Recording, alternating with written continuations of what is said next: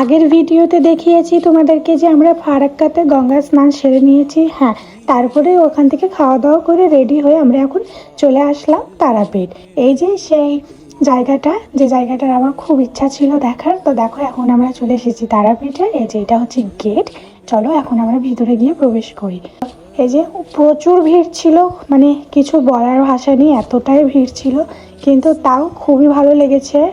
আর হচ্ছে আমরা মানে লাইনে দাঁড়িয়ে ভিতর থেকে মাকে দর্শন করতে পারিনি, আমরা এখানে দাঁড়িয়েছিলাম। তো এখান থেকেই আমরা মাকে দর্শন করে নিয়েছি একদম মনের করে। খুবই ভালো লেগেছে। তো এই জায়গাটা হচ্ছে সবাই বলেছে যে নাকি এখানে এই দড়িটা বাঁধলে পরে নাকি মনের যা কামনা বলা যায় সেটা নাকি পূরণ হয়। তো পূরণ হলে আবার আসতে হয়।